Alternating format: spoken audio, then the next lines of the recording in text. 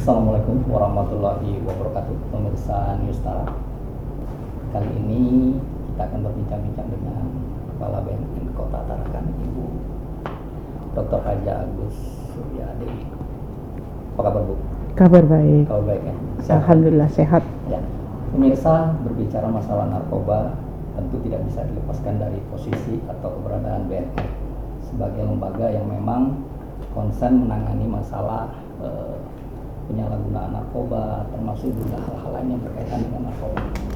Dan kita akan kupas tuntas nanti berbincang-bincang dengan Kepala BNN Kota Tarakan, dengan Ibu Haja Agus Suryadewi. Ya, Bu Agus atau Bu Dewi? Ibu Dewi. Bu Dewi. Bu Dewi, ngomong-ngomong masalah narkoba, ini sejauh mana sih narkoba ini merangsek dalam kehidupan masyarakat, khususnya di Kota Tarakan? Ya, kita ketahui bersama, memang saat ini khususnya Kota Tarakan itu narkoba sudah menjadi momok ya. Menjadi momok dan ini tidak disadari oleh masyarakat. Nah, terbukti dengan banyaknya barang bukti tangkapan yang sudah berkilo-kilo, bahkan bukan gram lagi. Kalau untuk Kota Tarakan mainnya nggak gram gitu. Yang gram itu udah peluncur-peluncurnya yang hanya kecil-kecil itu, yang nyari nafkah hanya dari situ gitu yang dimanfaatkan. Tapi kalau di Tarakan itu yang ketangkap itu puluhan kilo, yang nggak ketangkap yakin lebih dari itu kan gitu.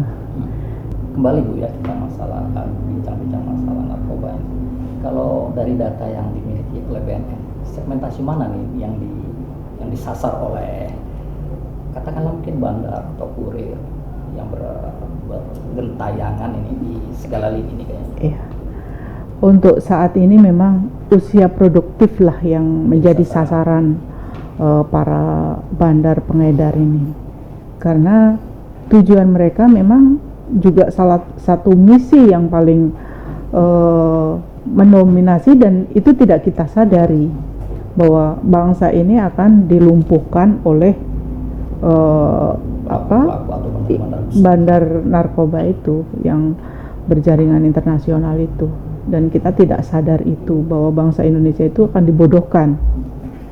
Nah, itu tidak kita sadari. Mereka usia-usia produktif, terutama anak-anak sekolah, mahasiswa, itu yang memang sasaran untuk mereka. Dan umumnya mereka kalau sudah merasa awalnya diberi secara gratis, kemudian dia mulai ketagihan, nah itu udah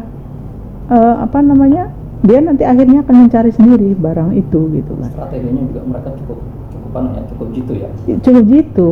Gratis dulu atau free betul, dulu. Free dulu, gratis dulu, baru nanti akan dikasih ngutang. Nah, gitu. Jadi ada utang-utang gitu. Oh, ada. Iya. Itu mereka memang caranya seperti itu, dibujuk rayu. Memang tadinya memang orang baik-baik. Tapi dibujuk, kemudian dikasih gratis, akhirnya dia mencoba gitu kan. Setelah mencoba, sudah mulai merasa mungkin nyaman dengan barang itu gitu ya. Pengalaman itu pengalaman yang nyaman menggunakan barang itu, akhirnya nagih mencari.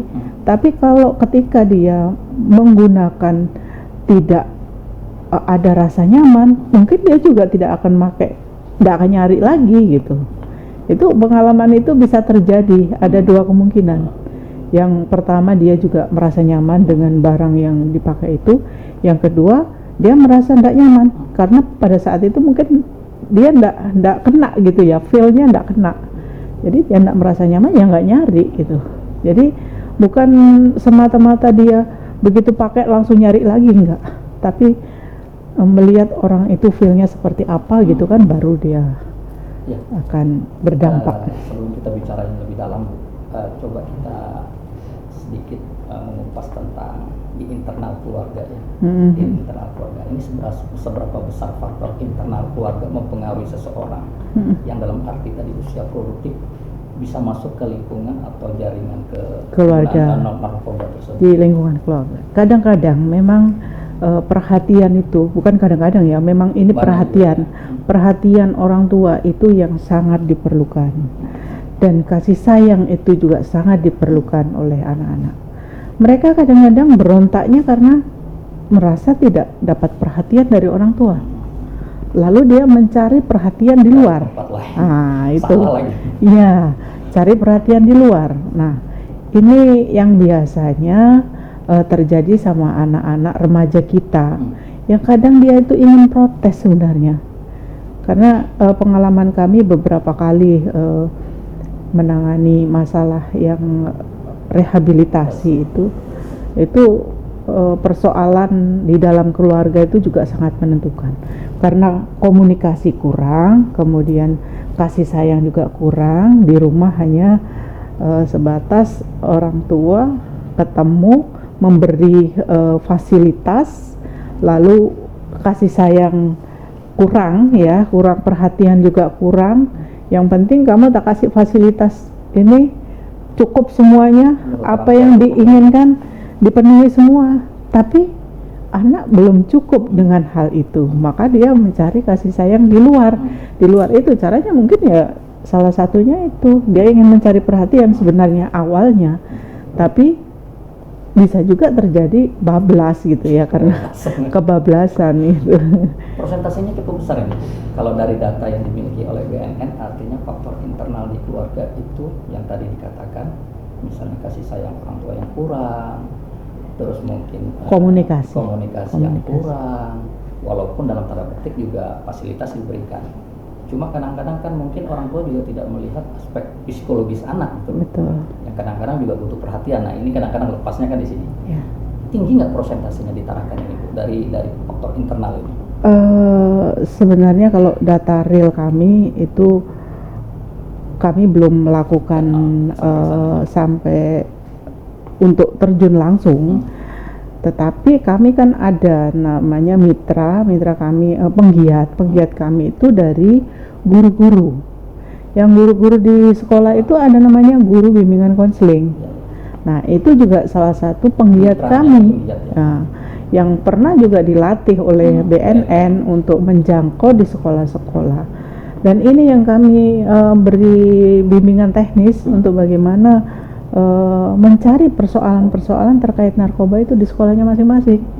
Itu sebagai kepanjangan tangan kami gitu di sekolah-sekolah. Ya, mereka tergantung dari antara guru dan siswanya, open tidak untuk membuka masalah ini. Dan ada juga beberapa yang memang juga menyampaikan ya keluhan-keluhan seperti itu terjadi di keluarga. Nah, ada beberapa, tetapi kami juga belum punya data yang prosentase itu belum kami lakukan untuk memprosentase itu. Kalau menurut BNN, Bu, dalam rangka katakanlah menurunkan angka-angka penggunaan narkoba, sejauh ini kerjasama kemitraan dengan lembaga-lembaga lain cukup harmonis, entah itu BNN dengan misalnya kepolisian atau dengan pihak sekolah dalam hal ini dinas pendidikan, ya, atau stakeholder lainnya baik swasta maupun pemerintah. Ini cukup baik ya, Bu Islam? Kami berupaya namanya sinergitas, ya, bersinergi dengan seluruh stakeholder yang memang punya potensi untuk bisa membantu menurunkan prevalensi itu. Jadi ya kami juga bermitra dengan ikatan dokter, artinya di rumah sakit umum itu ada dokter psikiatri yang sering juga menjadi relasi kita untuk baik itu masalah tangkapan yang perlu di asesmen ataupun juga yang mau rehab itu kita rujuk dulu ke sana. Nah, itu salah satu mitra kami. Nah, kemudian kami juga menjalin dengan kepolisian itu ya sudah tentu pasti itu. Kemudian dengan psikolog itu juga kami lakukan itu, dan dengan teman-teman yang lain bahkan kita punya namanya penggiat tadi, beberapa penggiat di kelompok masyarakat, di kelompok para ustadz, kemudian untuk bidang agama yang lain kita juga punya namanya penggiat tadi. Dari mereka ini bisa Iya, membantu peran lembaga iya, BNN. perpanjangan tangan dari BNN. Karena kalau kami sendiri untuk menjangkau semua itu nggak akan mampu, iya, nggak akan mampu karena kita terbatas, jumlah personil terbatas. Sementara yang dilayani untuk Kota Tarakan ya masyarakatnya cukup besar, berapa ratus ribu kan gitu ya. Nah, untuk di sekolah-sekolah kami juga intens komunikasi dengan guru-gurunya. Baik Ibu, pemirsa Nusantara, perbincangan ini akan kita lanjutkan untuk sementara. Kita break dulu Bu, sembari kembali nanti ke obrolan santai serius.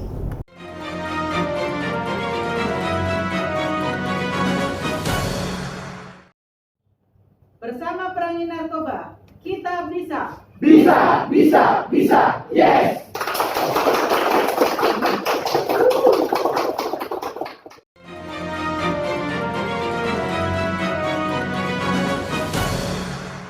Ya, pemirsa, Anda masih bersama kami di obrolan santai serius bersama Kepala BNN Kota Tarakan, Ibu Dr. Haja Agus Surya Dewi.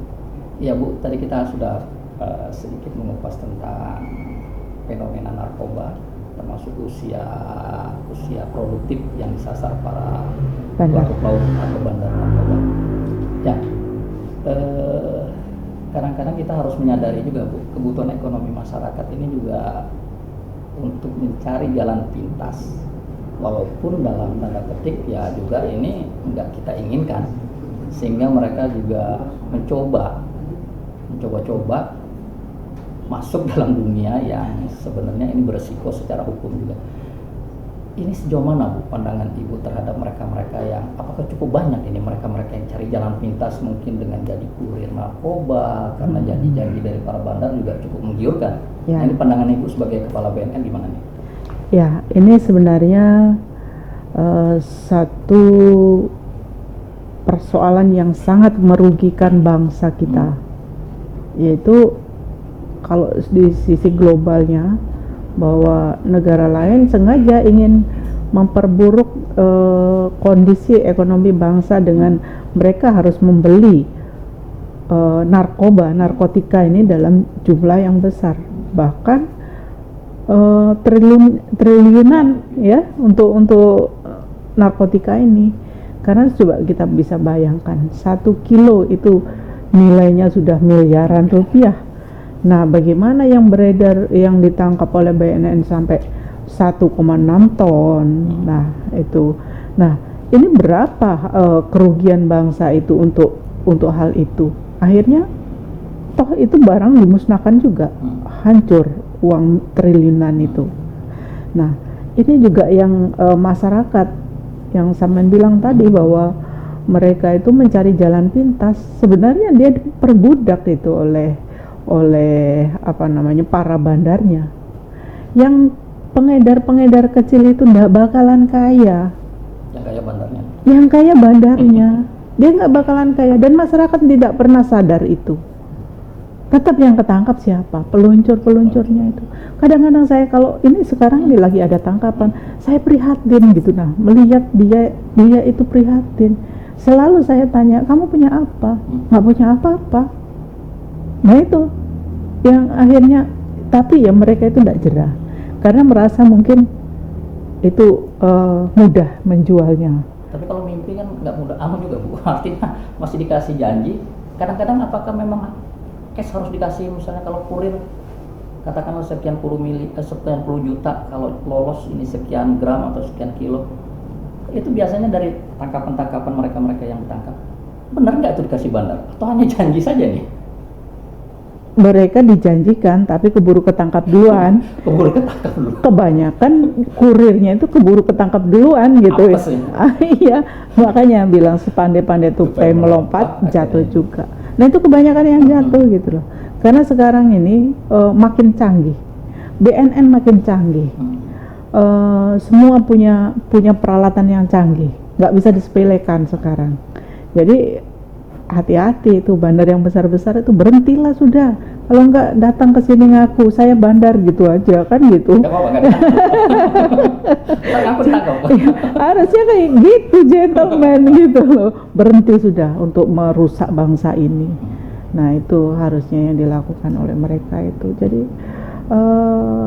mendingan lah untuk pengedar-pengedar kecil tuh insaf lah, Ya. nggak usah cari. Jadi mungkin kita itu. stressing dulu ya bagi para pemirsa atau masyarakat yang menyaksikan program ini, artinya jangan coba-coba deh sudah, karena segala upaya dari seluruh komponen yang anti terhadap narkoba ini juga melakukan kerja-kerja konkret, baik itu dari BNN, kepolisian, kejaksaan, bandara, mungkin PLNI juga dari berbagai aspek juga ini sudah mulai Betul. mempercanggih. Iya. Jadi jangan sampai juga barang-barang seperti ini atau barang-barang haram ini bisa lolos begitu saja ya Bu ya. Jadi segera sadar nih pada masyarakat yang mungkin selama ini berinteraksi dengan para bandar narkoba. Jadi harapkan insaf ya Bu ya. Ya. Dan pasti akan dimiskinkan. Akan dimiskinkan. Karena ada TPPU sekarang. Jadi tidak hanya menangkap, tapi kita akan mengejar sampai dia punya harta kekayaan apa dari hasil itu. Nah ini kan percuma kita kerja selama ini, sudah kerja haram, akhirnya barang yang dimiliki akhirnya disita juga kan gitu, dimiskinkan juga, akhirnya keluarganya juga berdampak semua gitu. Sekarang lebih mengarah ke situ. Ya, kalau dari upaya-upaya yang dilakukan oleh BNN dalam rangka preventifnya Bu ya, artinya kegiatan-kegiatan sosialisasi atau pendidikan, edukasi ke sekolah atau ke kampus atau ke masyarakat awam. Ini respon masyarakat atau respon dunia pendidikan bagaimana Bu tanggapan? Cukup baik nggak? Atau kadang-kadang juga sebenarnya mereka agak-agak melindungi misalnya di masyarakat. Kadang-kadang juga kita ketemu masyarakat yang bagian juga dari lingkaran itu. Akhirnya ketika sosialisasi mungkin agak susah masuknya, atau selama ini tidak ada hambatan-hambatan seperti itu? Enggak, kalau untuk sosialisasi tidak, kami tidak punya hambatan untuk susah masuk ke ini, enggak. Sekalipun itu daerah rawan, tetapi mungkin mereka juga punya strategi sendiri kan gitu ya. Kita lebih aneh juga mereka ya, kadang-kadang juga pinter juga gitu ya. Kurang apa ya? Salah satu daerah yang sudah mitra dengan kita. Mitra artinya pejabatnya di situ welcome sekali. Ujung-ujung pejabatnya sendiri yang kena kan gitu. Dan hukuman mati kan gitu. Ada yang semacam itu. Nah ini kan kebanyakan di situ zona merah gitu loh, zona merah. Jadi tapi mereka welcome gitu. Nah ini kami juga kurang tahu apakah itu ya juga strategi dari mereka itu atau seperti apa. Dan bahkan juga ada juga oknum yang memang melindungi gitu kan. Tetapi saat ini pimpinannya juga kalau memang ada oknum seperti itu silakan diproses gitu. Dan kalau dulu pimpinan akan takut karena tiap anak buahnya yang ada perilaku begitu pasti pimpinannya yang punya penilaian jelek. Tapi sekarang tidak. Jadi lebih iya, kalau misalnya pimpinannya bisa ini anak buahnya, bahkan memproses anak buahnya, itu akan malah ada nilai positif gitu. Ya kembali ke masalah narkoba Bu ya. Dari mungkin juga pastilah mungkin kayaknya punya peta lah ya untuk Kota Tarakan yang zona merah atau zona-zona yang sedang-sedang saja. Ini cukup dari 20 kelurahan yang ada di Tarakan, 4 kecamatan. Antara persentase yang baik dengan yang sudah zona-zona yang perlu perhatian khusus dari berbagai pihak, imbang atau sebenarnya lebih banyak yang membahayakan ya titik-titiknya? Kok Tarakan?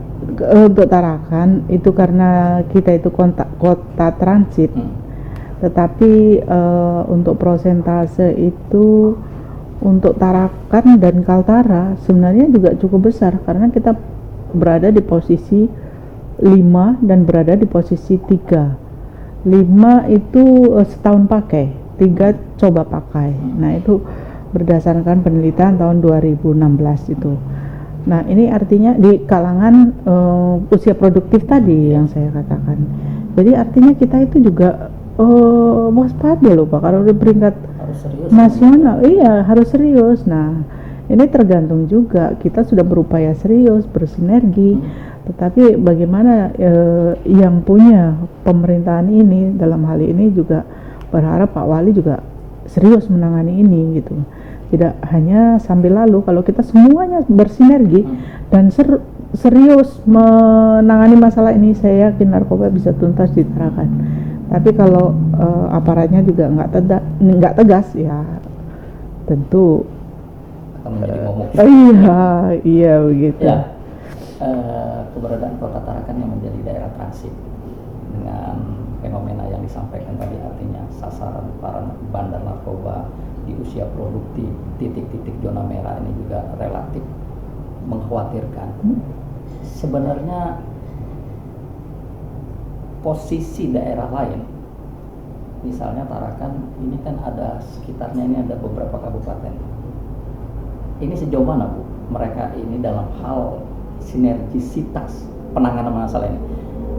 Apakah mereka itu juga berperan atau kadang-kadang juga cuek sehingga akhirnya pada ujung dari masalah itu Tarakan keimbas dari permasalahan yang mungkin dari Nunukan dari Tawau, atau mungkin Bulungan, atau mungkin Malino atau KTT. Ini pandangan Ibu sebagai kepala BNN gimana?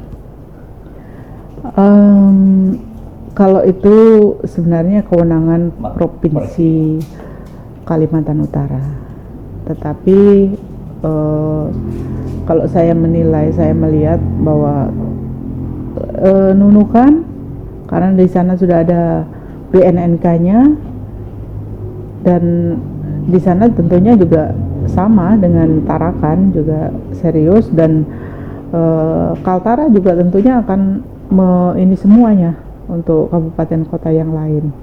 Nah, ini sebenarnya porsinya provinsi. Tapi saya mengamati juga teman-teman, walaupun belum ada BNN-nya, tapi di sana ada BNK.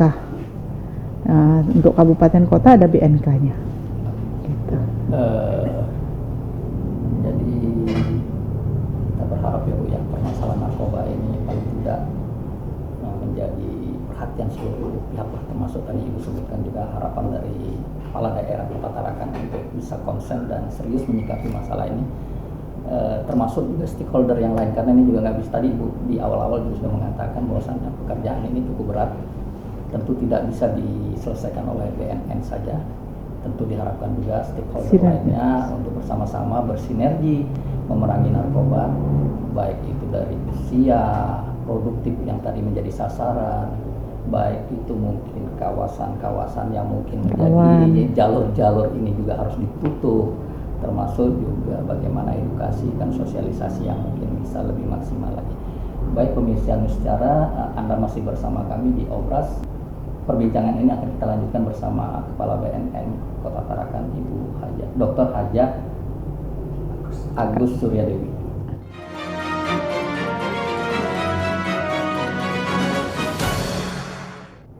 Ya, pemirsa Nusantara, Anda masih bersama kami di Obras, obrolan santai serius.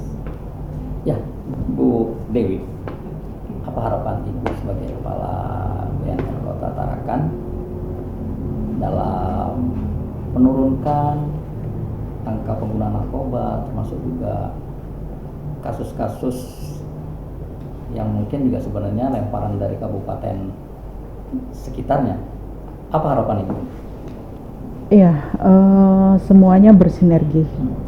Kita tabuh genderang perang terhadap narkoba. Karena ini bukan tugas BNN, tapi seluruh masyarakat Kalimantan Utara dan khususnya Kota Tarakan. Terutama ya aparat penegak hukum. Mari kita bersinergi kan gitu. Kita jangan menganggap hal ini sepele. Kita jangan cuek terhadap permasalahan ini. Aktif ya, Bu, ya? Iya, Indonesia ini darurat narkoba, dan bisa kita buktikan, bisa kita lihat bahwa tangkapan juga berkilo-kilo, pengguna juga semakin banyak, tapi mereka tidak berani untuk melapor. Jadi mereka merasa kalau pengguna itu merasa dia nggak sakit, padahal dia orang yang sakit gitu. Tapi dia tidak menyadari dan tidak merasa sakit. Bahkan kalau dia diajak untuk rehabilitasi, wah aku nggak sakit. Menganggap dirinya Iya, aku nggak apa-apa gitu ya. Tapi kan terus menerus ketergantungan. Nah, ini juga perlu peran serta seluruhnya, baik itu orang tua, keluarga, dan masyarakat lingkungan, masyarakat sekitarnya, aparat penegak hukum. Nah, ini mari kita bersama-sama bersinergi menangani permasalahan ini. Sama dengan ketika kita menangani pandemi, andai kan kita serius menangani itu seperti saat ini, insya Allah akan selesai gitu ya. Iya. Ya, kalau dari jenis ini psikotropika masih sabu-sabu nih Bu yang paling tinggi ya. Masih mendominasi, Masih untuk mendominasi. untuk Kota Tarakan masih Dan mendominasi. sekitarnya bahkan ya Bu ya. Ya, Kayak-kayaknya seperti masih mendominasi sabu. ya. Masalah narkoba termasuk juga peredarannya tentunya. Ini tangkapan juga sebenarnya semakin banyak sebenarnya tangkapannya Bu ya. Baik itu orangnya maupun barang bukti. Ini sebenarnya juga dengan yang disampaikan tadi bahwasannya aparat selama ini juga bekerja keras dalam rangka itu, dan hukumannya juga sebenarnya juga pada kasus-kasus tertentu hukumannya cukup berat juga ya. Yang kemarin itu mati semua, 4. Termasuk yang terakhir ini tadi Iya. yang mungkin kita nggak usah sebut, tapi paling Iya. tidak ini hukumannya juga mengarah ke sana. Iya. Kira-kira ini Bu, hukuman semacam ini perlu nggak penguatan, dorongan dari masyarakat bahwasannya, karena kan juga ada yang mati, ada yang sekian puluh tahun, ada yang kadang-kadang mohon maaf juga bebas dalam tanda petik. Nah ini yang kalau toh kita serius kan harusnya ya hukuman mati aja, kalau misalnya sekian ya udah dimati, hukuman mati putusannya. Dan ini harus masif, karena kalau juga nggak mungkin efek jeraknya juga, bandar juga masih lolos. Nah ini kalau Ibu sebagai kepala BNN yang punya tanggung jawab moral, tanggung jawab juga tanggung jawab psikologis, bahkan tanggung jawab institusi, ini gimana nih Bu mendorongnya hingga hukuman tuh jangan main-main deh Ya. untuk pengguna atau bahkan termasuk pengedarnya ini, gimana Bu? Ya, kalau untuk pengguna itu adalah konsumen Ya. atau bisa dikatakan korban. Nah, ini yang memang harus kita turunkan, bahkan sampai dia nggak ingin make itu. Berarti Nah, rehabilitasi ya. iya, ini dengan jalan rehabilitasi. Nah, dari sisi pemberantasan ini harus kita tegakkan pemberantasan. Saya juga sepakat kalau 1 kilo itu 3.500 orang yang terpapar. 1 kilo 1 kilo 3.500 orang. bisa untuk memapar, Iya. cukup Nah, mengerikan juga ya. bagaimana kalau dengan sampai puluhan kilo? Nah, Bahkan sampai tontonan juga. itu sudah sepatutnya gitu loh. Bahkan sekarang tidak hanya dimatikan, tapi dimiskinkan juga. Itu selain dimatikan, dimiskinkan juga. Jadi anak cucunya nggak bisa menikmati dari hasil Iya. itu. Kalau orangnya saja dimatikan, harta bendanya masih ada yang bisa mengendalikan Iya. yang lain gitu. Makanya strategi yang sekarang dari BNN itu juga gitu. Selain mati miskin. Nah, itu kan saya pikir itu hukuman yang sudah kejam ya menurut saya itu. Nah, tapi kenapa bandar-bandar ini tidak kapok-kapok juga gitu ya? Mungkin masih bermimpi juga untuk menumpuk kekayaan sebanyak Iya, banyaknya. sudahlah. Nanti Total lah. nanti akhirnya miskin dan mati gitu. Mendingan berhentilah sudah Iya. kan gitu. Ya, kalau sebelum kita mengakhiri perbincangan ini, langkah-langkah yang ingin dilakukan oleh BNN Kota Tarakan untuk paling tidak edukasinya jalan, sosialisasi jalan, preventifnya jalan, termasuk mungkin juga upaya-upaya untuk memutus atau setidak-tidaknya mengurangi tingkat ketergantungan masyarakat yang menjadi korban tadi terhadap narkoba, maupun mengurangi orang-orang yang berkecimpung di dunia bisnis narkoba yang tanda petik bisnis haram sebenarnya. Ya. Ini langkah-langkahnya kayak apa Bu? Yang mungkin ada program-program khusus dari BNN Kota Tarakan. Ya, satu program yang sekarang ini sedang harus diwujudkan yaitu membentuk desa bersinar. Desa Salah bersinar. satu contoh karena kita tidak ada desa, Kelurahan. maka kelurahan. Ya, kelurahan bersinar itu memang harus kita wujudkan. Satu dulu kelurahan bersinar. Nah, kemudian di dalam kelurahan bersinar itu tentunya seluruh elemen masyarakat di situ akan gabung dan akan ikut memiliki bagaimana mengupayakan kelurahannya itu bebas dari narkoba. Sudah diimplementasikan ini, Bu? Ini sedang kami rancang karena ini juga program dari pusat yang setiap kota memang harus punya pilot project untuk satu desa minimal menjadi percontohan. Nah, ini kami sedang gagas itu, sedang garap itu, mudah-mudahan segera juga bisa terwujud.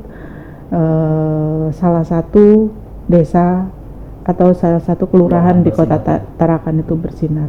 Ya, mungkin karena acara ini juga kita berharap didengar ya, Bu, ya, oleh Iya. stakeholder pemerintah Kota Tarakan maupun dari anggota dewan. Semoga saja program ini bisa direspons secara positif dan secepat mungkin, Ya. sehingga nanti kerja-kerja konkretnya bisa dilaksanakan PNN Kota Tarakan. Betul. Sehingga nanti bukan saja satu, Bu, ya, pada saat tertentu mungkin Bisa bermunculan yang lain, bermunculan ya. 2 kelurahan bersinar, 3 kelurahan bersinar sampai Betul. dengan ya mudah-mudahan 20 Mudah-mudahan kelurahan ya. bersinar Semua bersinar semuanya, ya, Bu, gitu. ya. Ya, Iya. pemirsa Newstara, Anda masih bersama kami di Kobras. Closing statement, Bu, dari Ibu untuk bagaimana menyikapi fenomena narkoba yang sudah kita bahas tadi. Ya, saya berharap kepada seluruh lapisan masyarakat, mari kita menjadi masyarakat yang cerdas. Cerdas dalam artian kita tidak mau diperbodoh oleh bangsa lain. Kita harus cerdas, milih cerdas atau milih mati, kan gitu.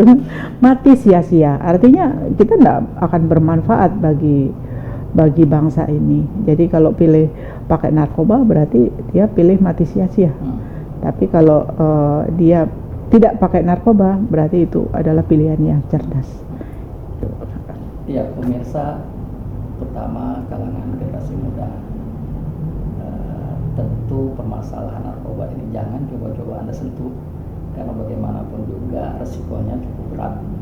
Tadi sudah dikatakan oleh Kepala BNN Kota Tarakan, kalau ketangkap di depannya ada Mati. jeratan hukum, bisa mati, dan yang kedua juga dimiskinkan. Jadi jangan coba-coba Anda mendekati narkoba. Dan kepada masyarakat, baik itu alim ulama, tokoh pemuda, dan lembaga-lembaga yang ada, mungkin dari sekarang, Bu, ya, harus bersinergi dengan BNN Kota Tarakan ataupun dengan pihak-pihak lain. Dan pemerintah Kota Tarakan juga mau tidak mau harus konsen, karena angka kasus-kasus narkoba di Kota Tarakan juga lumayan harus menjadi perhatian ini, Bu, ya. Artinya ini tidak bisa main-main, karena narkoba bisa menghancurkan bangsa, bisa menghancurkan kehidupan tatanan masyarakat, baik sosial, agama, bahkan ekonomi. Tentu ini menjadi perhatian kita sama-sama, Bu, ya. Terima kasih Ibu Dr. Haja Agus Suryadewi, perbincangan ini cukup bermanfaat. Semoga apa yang Ibu sampaikan bisa menjadi perhatian kita bersama, dan terima kasih atas perhatian pemirsa. Sampai jumpa di Obras selanjutnya. Saya Agus Muslim, wabillahi taufiq wal hidayah. Wassalamualaikum warahmatullahi wabarakatuh.